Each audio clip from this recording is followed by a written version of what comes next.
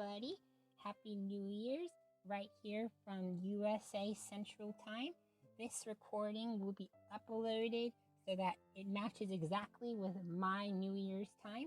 So if you happen to be in US Central Time, going all the way from Canada to parts of South America, awesome. And if you haven't, you're getting a New Year's late or early. This will be broadcasted on Patreon and YouTube at the same time. If this goes well, we shall see. So for New Year's, instead of doing my traditional kind of special, this is like you get to know me a little bit. It's been pretty cool doing this whole YouTube and Patreon and other sites thing. It's been really fun. So I thought y'all would like to know some things about me that you otherwise didn't know.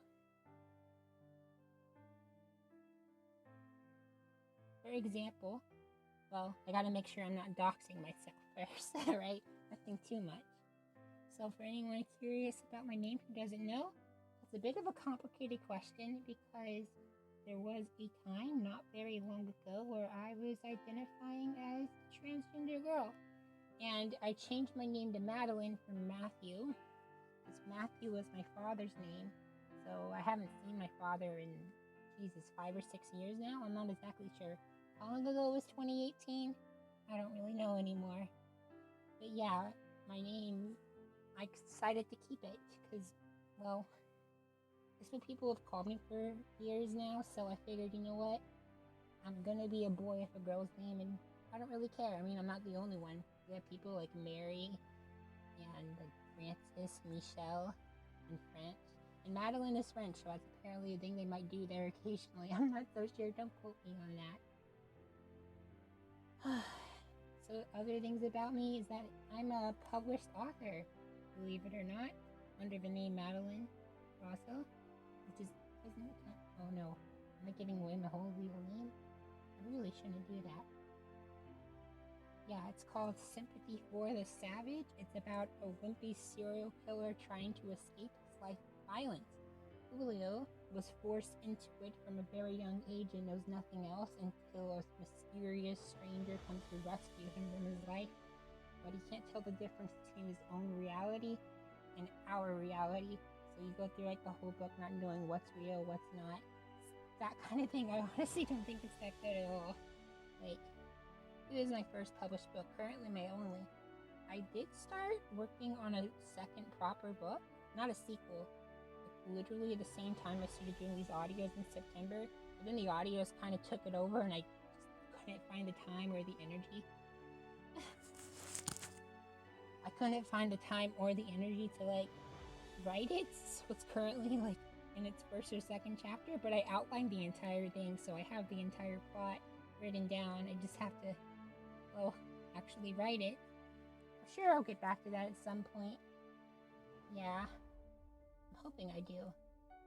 So like another thing about me, I'm 22 years old and I feel, you know, age is a whole thing in this Western culture about aging. And I have kind of this traditional, really anti-traditional view on gender and stuff because y'all know I want to be a boy life. That's why I'm called Boy Lifey. And I know it sounds crazy, but I kind of wish I was married earlier, which many people in my life would advise me against completely. But I wish I was married at a younger age. I wish I was married now, of course, but you know, it might never happen. And I have to accept that it might never happen. Yeah, it's just how it is. So the things I like to type to wear, I used to have this like super over the top feminine thing in like 2020 where it was like all skirts, all pink, all the time, always having the stripy socks and everything. Always had to do something with my hair. There was always a flower or a pin or something colorful, you know. And I still dress like that sometimes, but it's no longer like a requirement for me in my head, because I used to think I had to do it because at the time I was a trans girl and I wanted people to at least, if I didn't pass as a girl, I wanted to at least people know that I was trying. But then I got to the point where I was passing as a girl, so I didn't really feel the need to always dress overly feminine. But then I went back to being a femboy, so it's kind of complicated. I don't care so much for always trying to dress feminine and stuff, but when I do, I like it, and I like sharing my photos on Patreon and on YouTube memberships. Yeah. Yeah, I wish I was prettier though, but what feminine person doesn't care for, what feminine person doesn't want to be more, you know? I don't feel like I'm really as cute as I used to be, but I guess that's age. I've also was on estrogen for a while, and the only reason I'm not is because, like, I totally messed up and didn't call my doctor because I was in this depressive phase for a long time, and, I just didn't get it, and now I've been off it for months because of it, but I should be getting it literally like 20-something days after the New Year's comes, which is only in a few minutes or so from y'all's perspective in time. Or maybe it already happened, or maybe it's about to happen. Yeah.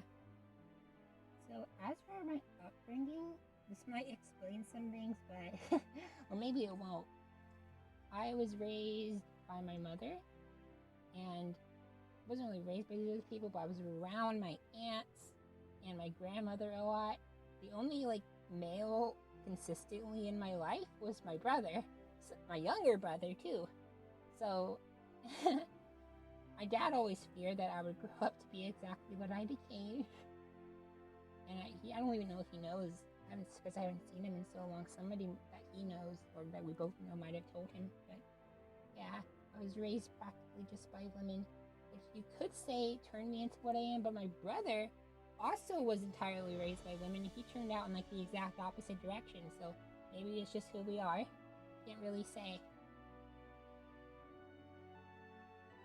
Another thing about me as well, I'm kind of a huge failure in life, generally speaking. Well, I didn't go to high school. I skipped that and went straight to college, which may sound like, ooh, am I some kind of genius? Don't get that in your head, because I was just so disenfranchised with the American school system that I didn't go to high school and just got my GED instead.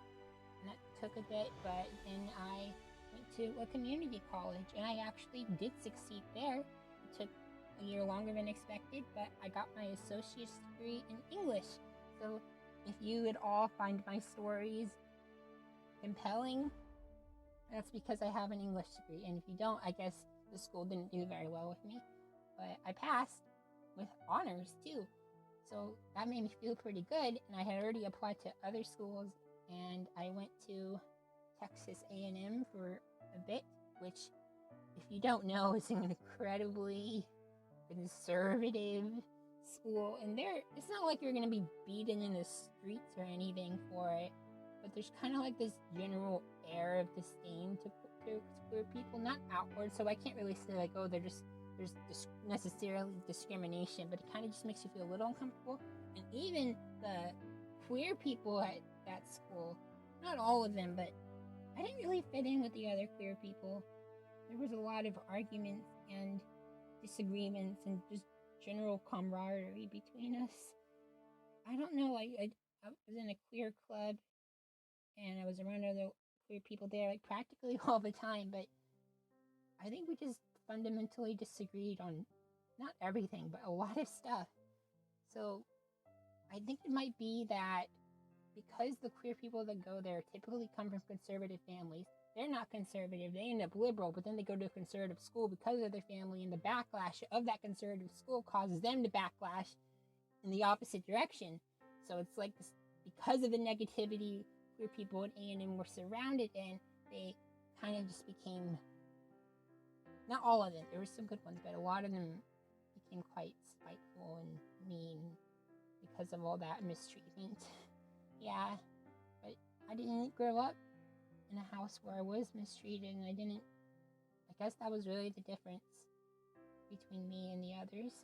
But because of that, and a lot of stuff I won't get into happened there, I completely failed the last semester I was there, and I was on a scholarship. So you see, I can't exactly go because I currently owe a lot of money to the school. But yeah, and I can't register for classes, and how would I even pay for the rest of the classes? It was terrible because I was in my senior year. I made it to senior year before I had to leave. And it really sucks. I want to go back someday. So I want to kind of wait till everybody I knew is gone, because there's a lot of history that happened in that year and a half. A lot of crap happened. But yeah, it's pretty much what I was school-wise. So, I'm a boy, right? And, well, gaming has definitely become more of like a unisex thing. Proportionally, boys have like always played more games than girls do. So yeah, I play a lot of games. And I hate to say this, so I used to be into Pokemon. Crazy, 2014 to 17. That was all I did. All I did was shiny hunting and creating competitive Pokemon and doing all that kind of stuff. Completing the national dex, getting a living dex. But then I lost all my data because my game just decided it didn't want to run anymore, and it deleted everything, which was awful, so it made me quit. And this year, 2023, I wanted to play Pokemon Legends Arceus, and I was like, that's kind of a side game, so I was like, I can let myself get into it, because it is and it isn't a main Pokemon game, so I did it. Then after that, I was like, I really want Pokemon Scarlet and Violet, but I shouldn't. I'm like, no, I can't do it. I really shouldn't do it. But then, yeah, I did, and I'm absolutely loving it. I've had it for over a month now. I have, including the DLC, I have literally all the Pokemon in that game specifically besides one, which is driving me insane. It's from the most recent DLC, and I'm trying to trade for it on the global trading system or through DMs and different Pokemon forums and stuff. I'm actually trying to get it as we speak. Well, not as we speak, but literally before this is what I was doing, trying to get it all done, you know? So yeah, this is what I sound like unscripted. Most of my stuff is scripted or guidelined. And this is what I sound like when I really don't know what I'm gonna say. I'm just talking. I'm not sure if anybody really would want to hear me ramble on. Some people say they think it's cute. So, yeah, I don't know, a boy rambling on. I can really, really ramble on. Like, seriously, if any of y'all were dating me, you'll know. I just, like, cannot stop talking. You gotta stop me at some point. But there's nobody here to stop me right now, because I'm alone in a closet and a microphone and a recorder and everything, and nobody's here to stop me. So I could just really go on and on and on forever. But it's New Year's Eve, and I have to do something, because there has to be a stopping point so I can come and edit this video, get it up in time, make it simulcast on Patreon and YouTube. I don't even know if I know how to do that, but we shall see. There is like a thing where it says like connected YouTube live streaming on Patreon, which would be awesome. I'm really hoping that will work, because I would really like. There's probably not gonna be a whole lot of you here listening. Most of y'all are probably listening afterward, because you know I'm not like a super big YouTuber or anything, so like I don't get a lot of people when I do the live, well, the not live streams, you know, the premiere thing where people watch the videos live. But yeah, yeah, that's pretty much like everything there is about me. I'm not really complicated, or maybe I am. I'm a human being. Human beings are complicated. So, I guess it's time to count down to New Year's. If anyone happens to be in my time zone, US Central, we're going to be counting down to New Year's. Alright, we're going to begin in 3 seconds. 3, 2, 1. 10, 9, 8, 7, 6, 5, 4, 3, 2, 1!